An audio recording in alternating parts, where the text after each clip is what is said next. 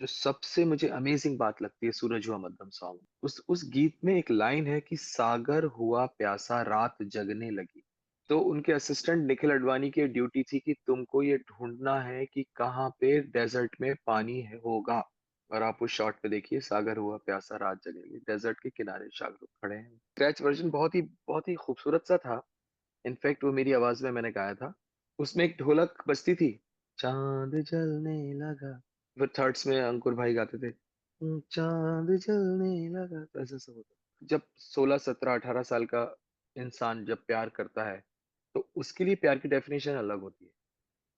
और एक जो 60 70 इयर्स का इंसान होता है, उसके लिए प्यार की डेफिनेशन अलग होती है। एक ही गीत को जब दोनों गाएंगे, तो वो क्या रंग बनेगा। तो वो था पिया बसंत। जब मौका मिला तो मैंने इम्तियाज को कहा कि भाई, ये सॉन्ग आओगे तुम साजना, हमको राशिद भाई से गवाना चाहिए। Sandesh Shandilia, welcome to CNN News 18. Thank you, नमस्कार। Thank you, sir. Sandesh, sir, your music is really an emotion.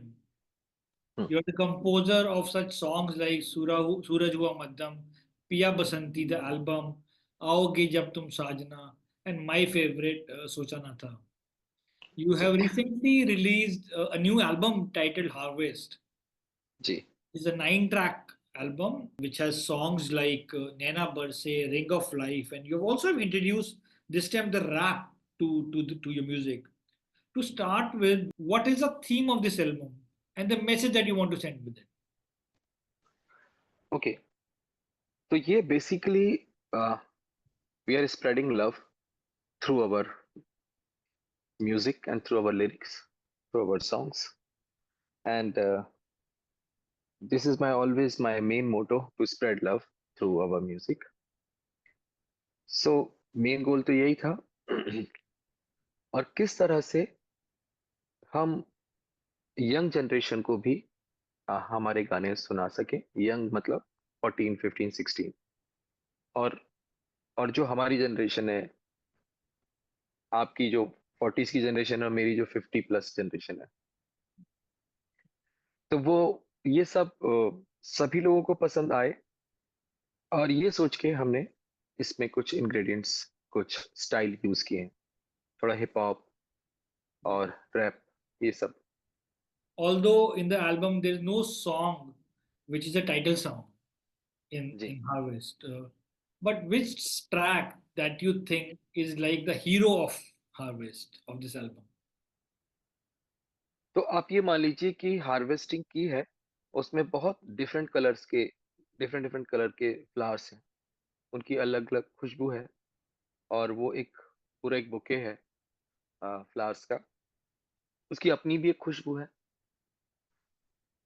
तो कौन सी खुशबू किसको ज्यादा अपील करती है, ये अभी ऑडियंस बताएगी, क्योंकि अभी 2 दिन ही हुए फिल्म एल्बम को रिलीज हुए। Today is the third day I think. और जनरली खुद को पता नहीं चलता कि अगर जैसे कि मान लीजिए एक किसान है जिसने 100 पेड़ लगाए हैं छोटे छोटे, वो बिल्कुल नहीं बता सकता कि कौन सा पेड़ जो है ज्यादा ग्रो कर पाएगा। तो ये बहुत इनिशियल स्टेज है हमारी। So then, इतनी हार्वेस्ट की बात हो रही है तो please give us few lines of झीलों में शाम फ्रॉम द एल्बम. मैंने बहुत कम गीत लिखे हैं फिल्म इंडस्ट्री में। This is one of the song, zero पे शाम। जीरो पे शाम एक एक्सप्रेशन है। जब हमने लिखा था कि कुछ लोग हैं जो अपनी लाइफ में अपने पार्टनर के साथ, अपने बिलव्ड के साथ, अपने हस्बैंड या वाइफ या गर्लफ्रेंड बॉयफ्रेंड के साथ किसी झील के किनारे कभी मिले थे, और आज भी उनको वो जमाना याद है। तो इसमें 4 सिंगर्स हैं जो गा रहे हैं, जो एक ही फीलिंग को अपने अपने अंदाज में गा रहे हैं। एक है वेदांक, एक है फो, एक है श्रद्धा मिश्रा। तो सॉरी, 3 आर्टिस्ट हैं, तो तीनों गा रहे हैं। और उसको फिर इस तरह से लिखा कि झीलों पे शाम रुकी है, हाथों में तेरे मेरे हाथ, मेरा हाथ मेरे हाथ रखे हैं। चेहरा मेरे चेहरे पे झुका है और मेरी जुबान खामोश रखी है। तो इस तरह से कुछ है कि दरख्तों ने बात कही है हवाओं से, क्योंकि हवाएं दरख्तों को छू के जाती हैं। दरख्तों ने बात कही है हवाओं से कि दिल में प्यार रखे हुए कोई मिल रहा है किसी से, मगर जुबान खामोश रखी है। कह नहीं रहा है। तो एक एक्सप्रेशन है।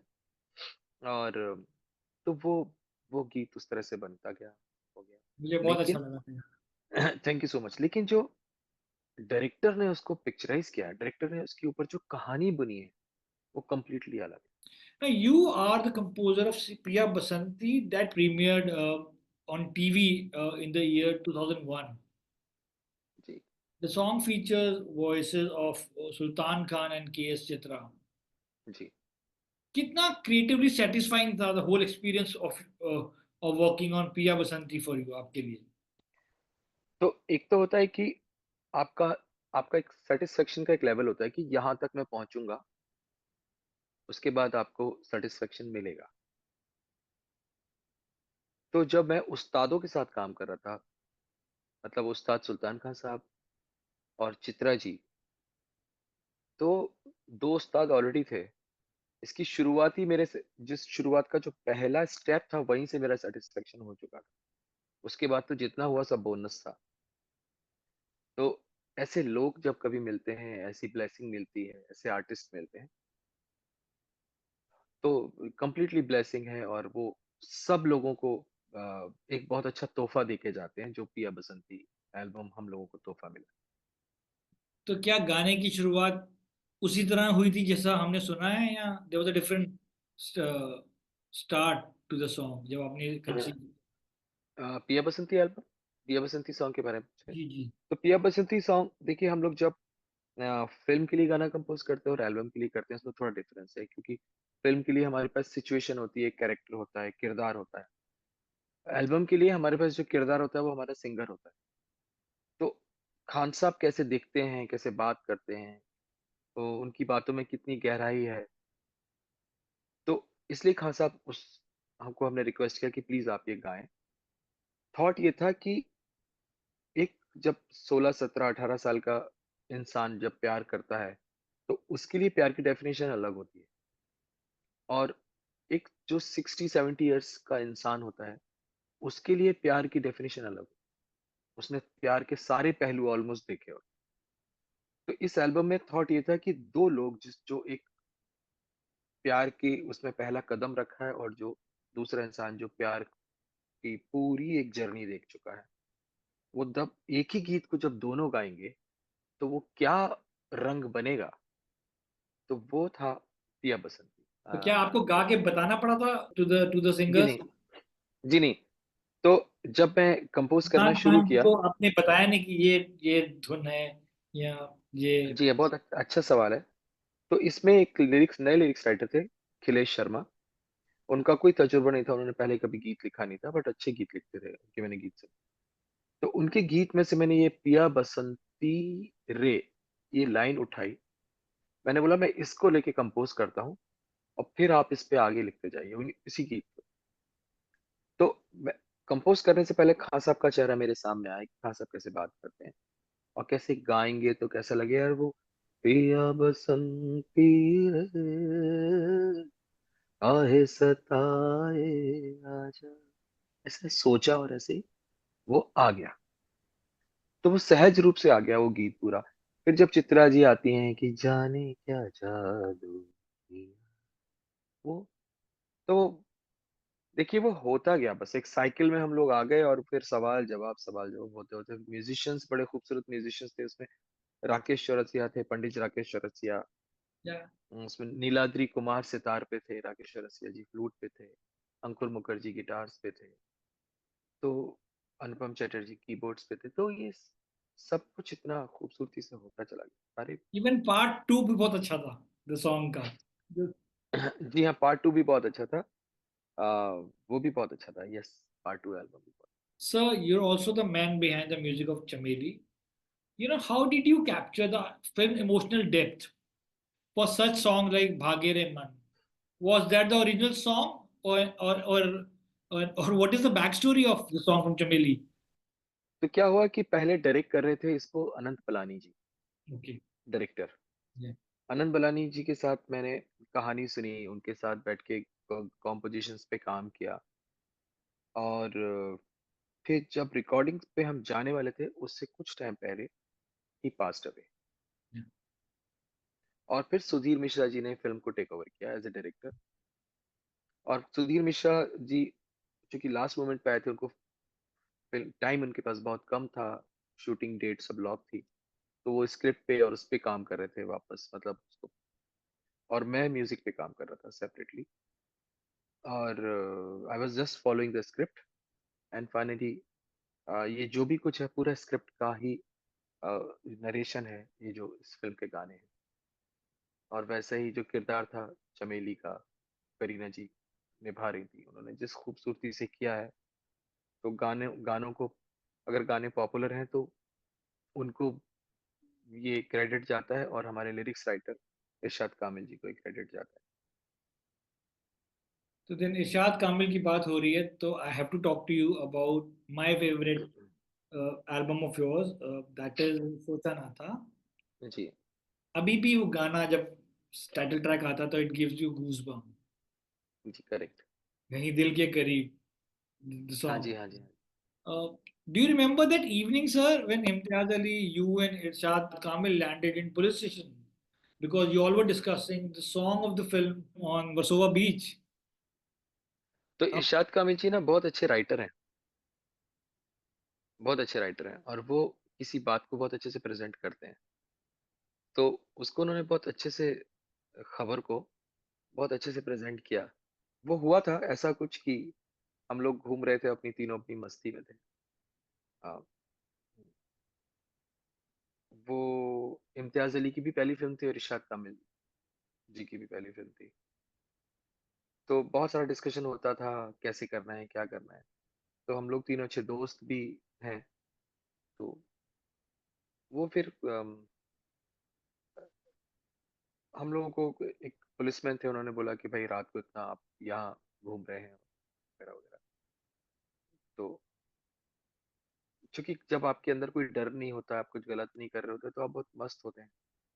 तो और चूंकि इरशाद कामिल भाई राइटर हैं और इम्तियाज अली डायरेक्टर हैं, तो मुझे लगता है उन दोनों को कहानियां ढूंढने का और बहुत शौक है। तो वो, उसने शायद एक बार पूछा होगा कि आप लोग चलेंगे पुलिस चौकी, इन्होंने उससे भी ज्यादा मन से बोला हाँ हमें चलना है टाइप का। और ये सब हम लोग पहुंच गए और वहां बैठे, और फिर बहुत मजा आया, जो इरशाद भाई ने आपको किस्सा सुनाया है। so then, what is your most cherished memory of working on the music of Sojana Tha? सोचना था मैं, यादगार है कि जब इरशाद जी पहली बार मिले थे मुझे, तो उन्होंने एक नज्म सुनाई थी मुझे कि कुछ ना हुए तो ना सही, ना रहे तो ना सही, ना बने तो ना सही, ना मिले तो ना सही। मेरी सोच ने तेरे हुस्न के 16 सिंगार कर दिए, अब मुझसे रूठ के ऐ सनम तू ना सजे तो ना सही। तो वो उनकी पहली नज्म जो उन्होंने मुझे सुनाई थी, और वो मेरे मन में बैठ गई थी। और उसी ने इसी नज्म ने इतना छाप मेरे दिल पे छोड़ा था। तो जब हम इस फिल्म पे काम कर रहे थे, सोचा ना था, तो हम लोग एक सिचुएशन में थोड़ा स्टक हो गए थे कि यार किस तरह के लिरिक्स आने चाहिए। और फिर मैंने इरशाद भाई को कहा कि आप एक वो नज्म सुनाइए इम्तियाज भाई को, तो उन्होंने वो नज्म सुनाई। और इम्तियाज को ना शायरी का बहुत शौक है, और वो बहुत, उनकी स्टडी बहुत अच्छी है शेर शायरी की, और बहुत उन्होंने पुराने पुराने कलाम पढ़े हैं। तो इमीडिएटली उन्होंने कहा यस, ये हम इस सिचुएशन पे यूज करते हैं, और ये गीत है फिल्म के अंदर है। जी। जब लास्ट में हाँ कुछ ना रहे तो ना सही टाइप की सिचुएशन हो जाती है, तो वो एक बड़ा खूबसूरत एहसास था। और फिर उसमें गीत है कि मैं सीधे साधे ढंग से कहता हूँ अपनी बात, एक घर बसाना चाहता हूँ मैं तुम्हारे साथ, क्या दोगी मेरे हाथों में, बोलो तुम अपना हाथ। जी। वो it's like a proposal song, वो इरशाद भाई ने इतना खूबसूरती से लिखा। और के जो अभी मेरे बहुत अच्छे दोस्त हैं और उन्होंने वो तो दैट वाज मेरी एक और खूबसूरत मेमोरी है उसको लेके। This was, of course, Abhay Deol's debut film. Ji. It was produced by, of course, Sunny Deol and Dharmendra's ji. production house. तो क्या सनी देओल भी आते थे म्यूजिक सिटिंग्स में? जी बिल्कुल आते थे, बिल्कुल आते थे, सुनते थे। और रिकॉर्डिंग्स में भी आते थे। और मैंने ये कभी दिल के करीब जो गाना है, ये मैंने ऐसे, हम लोग चूंकि हर गाना पहले गाते हैं और बाद में सिंगर्स उसको गाते हैं आके। तो उन्होंने दे लाइक्ड माय वॉइस, उन्होंने कहा ये इसी की आवाज रखते हैं, तो दैट वाज हिज सजेशन। हाँ, तो मतलब वो सनी भाई ने ही उसको, मेरी आवाज को अप्रूव किया और उसमें गीत पर रखा। Wow. That music has touched so many lives, including Farah Khan when she was seeing Shirish Kundar when they were in relationship, और शिरीष उस समय सोचा ना था कि एडिट पे काम कर रहे थे, जी तो जी जी। they used to dance like you used to have a good moment with the music of सोचा ना था. जी जी, correct correct correct. So sir, then please give us few lines of कभी मेरे दिल के करीब. What a lovely song. तो that was the first song written by Irshad भाई, कभी दिल के करीब। और वो उन्होंने हमारी कॉम्पोजिशन पे लिखा था।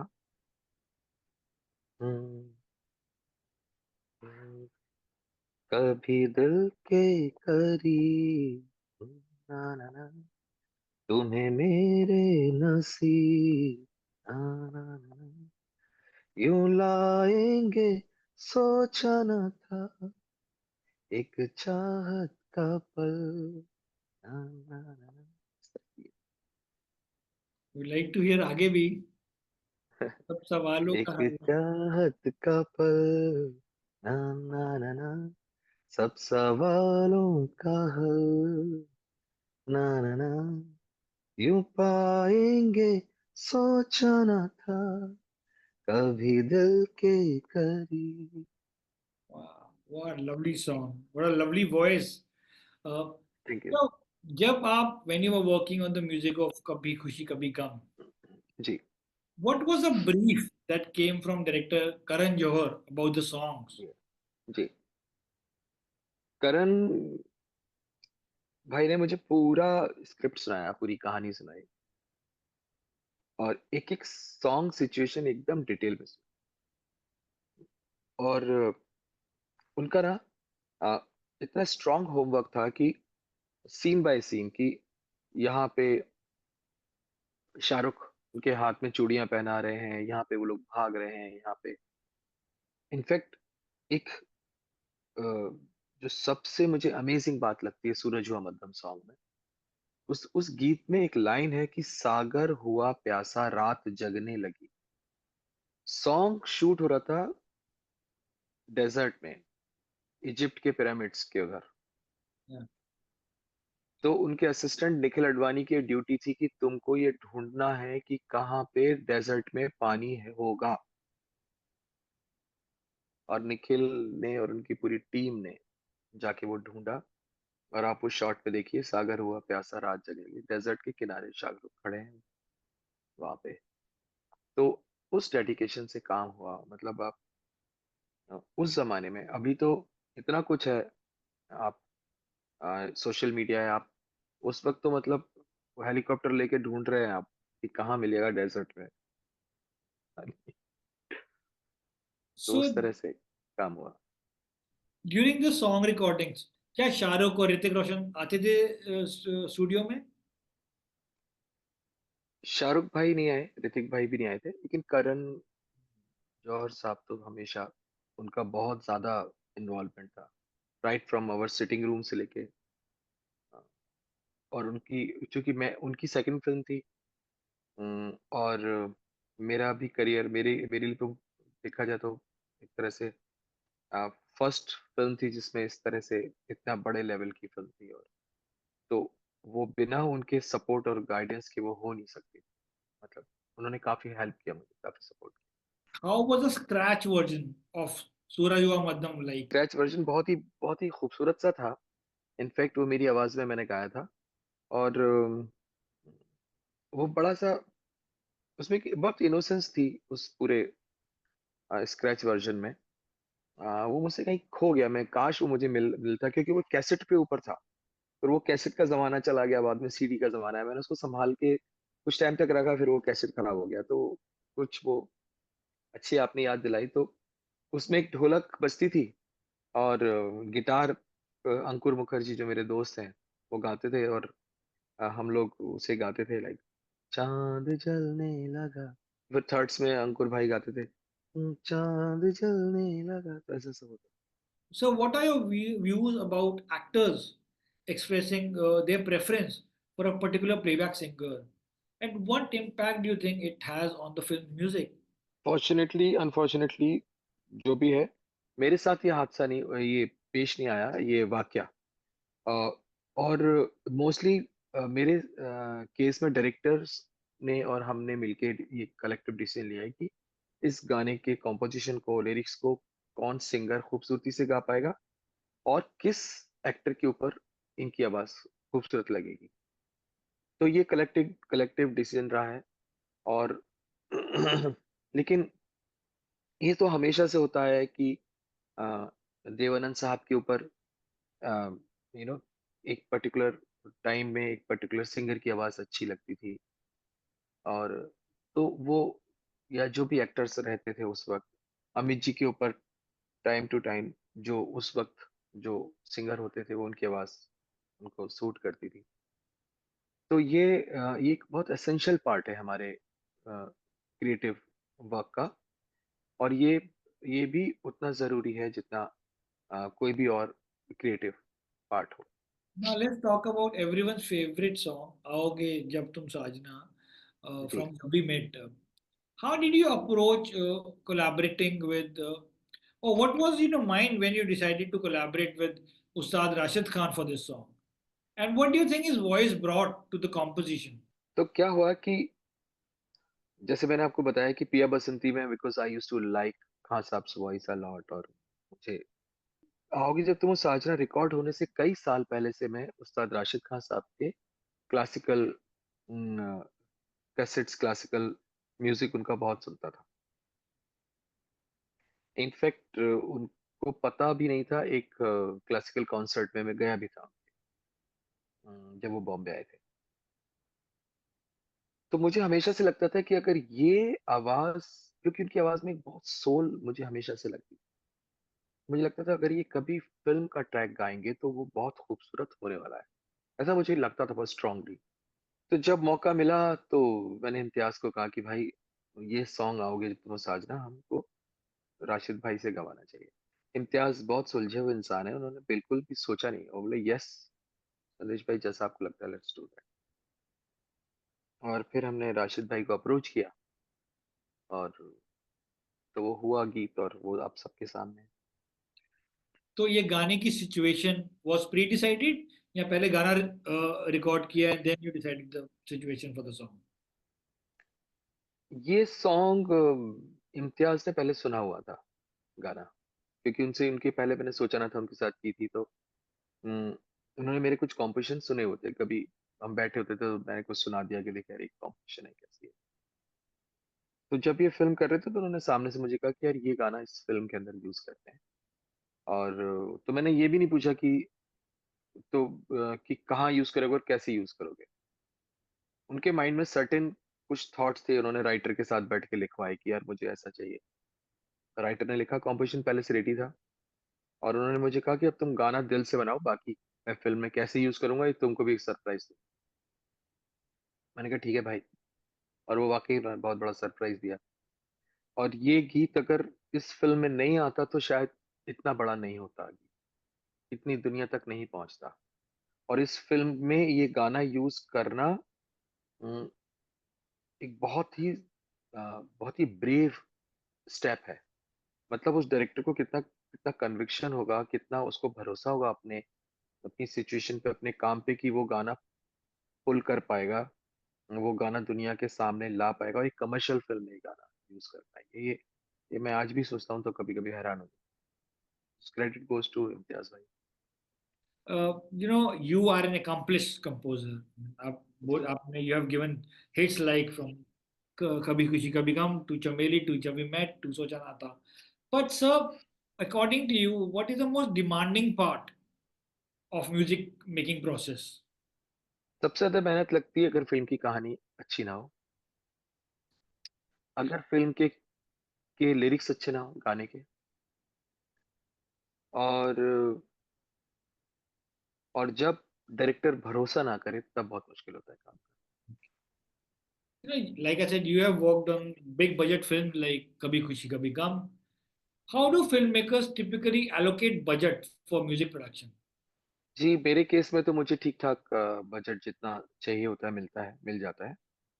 क्योंकि मेरे मुझे जो डायरेक्टर्स मिले हैं या जो मिलते हैं या जो फ़िल्में मिली हैं, शायद वो डायरेक्टर समझते हैं कि फ़िल्म में एक्सपेरिमेंट करना पड़ेगा, गानों पे एक्सपेरिमेंट करना पड़ेगा। तो एक बजट होता है मोस्टली। बाकी बजट का तो कोई एंड नहीं है, आप कितना भी खर्च कर दीजिए। And I have to ask you, sir, today old songs are being recreated.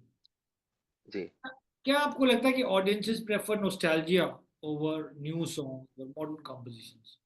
मुझे लगता है होना चाहिए, रीमिक्सेज़ होना चाहिए, रीमेक होने चाहिए गानों के। जैसे कहानियों के रीमेक होते हैं, गानों के भी होने चाहिए। क्योंकि गाने की कॉम्पोजिशन अपने आप में एक कहानी होती है, गाने के लिरिक्स अपने आप में एक कहानी होते हैं।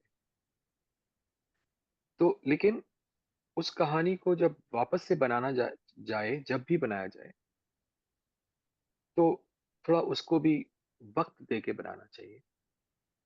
राइट, नहीं तो वो फिर उसका हिस्सा नहीं लगता, लगता है कि कुछ टूटा-टूटा सा रह गया। ये सही, अगर रिक्रिएट भी करो तो अच्छा रिक्रिएशन करो.